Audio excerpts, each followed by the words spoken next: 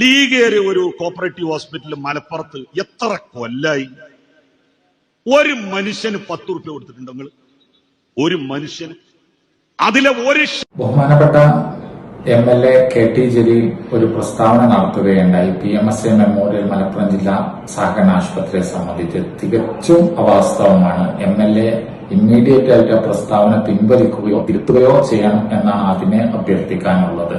PMSA memorial Malappuram ജില്ലാ സഹകരണ ആശുപത്രി സംസ്ഥാനത്ത് തന്നെ ഓഹരി ഉടമകൾക്ക് ഏറ്റവും ഉയർന്ന ഡിവിഡന്റ് നൽകുന്ന ആശുപത്രിയാണ്. KT ജലീൽ MLA പറഞ്ഞ പെരിന്തൽമണ്ണയിലെ സഹകരണ ആശുപത്രി 2023-24 2.5% ഓഹരി ഉടമകൾക്ക് ഡിവിഡന്റ് നൽകിയിട്ടുള്ളത്. ആ സമയം PMSA മെമ്മോറിയൽ മലപ്പുറം ജില്ലാ സഹകരണ ആശുപത്രി 11.5% ഡിവിഡന്റ് നൽകിയിട്ടുള്ളത്. സംസ്ഥാനത്ത് സഹകരണ ആശുപത്രികളിലെ 77 സഹകരണ ആശുപത്രികൾ അലോപ്പതി മേഖലയിലെ ഏറ്റവും ഉയർന്ന ഡിവിഡന്റ് നൽകിയ ആശുപത്രിയാണ്.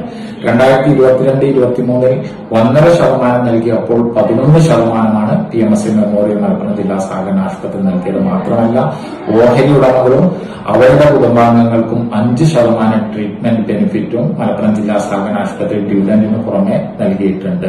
എന്നിട്ടാണ് പറയുന്നത് PMSA മെമ്മോറിയൽ മലപ്പുറം ജില്ലാ സഹകരണ ആശുപത്രി യാതൊരു ലാഭവിഹിതവും മലപ്പുറത്ത് നിന്ന് ഓഹരി ഉടമകൾക്ക് നൽകുന്നില്ല എന്നത് തികച്ചും അവാസ്തവമാണ്.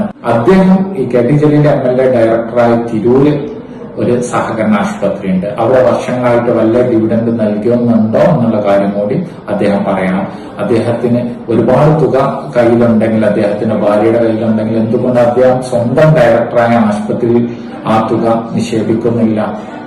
അപ്പോൾ സമൂഹത്തെ തെറ്റിദ്ധരിപ്പിക്കുവാൻ വേണ്ടി 12 അംഗ ഭരണസമിതിയെയും അതോടൊപ്പം തന്നെ 500ഓളം ജീവനക്കാരും അവരുടെ കുടുംബവും അതോടൊപ്പം തന്നെ 1,30,000 മുകളിൽ രോഗികൾക്ക് ഓരോ വർഷവും ചികിത്സ നൽകുന്ന 39 വർഷമായി പ്രവർത്തിക്കുന്ന ഒരു നല്ല ആതുരാലയത്തെ, സംസ്ഥാന സഹകരണ മേഖലയിൽ തന്നെ ഏറ്റവും ക്രെഡിബിളായി പ്രവർത്തിക്കുന്ന നല്ല ഒരു ആതുരാലയത്തെ പൊതുസമൂഹത്തിനിടയിൽ എന്തിന് ഇങ്ങനെ അപകീർത്തിപ്പെടുത്തുവാൻ വേണ്ടി ശ്രമം നടത്തണം?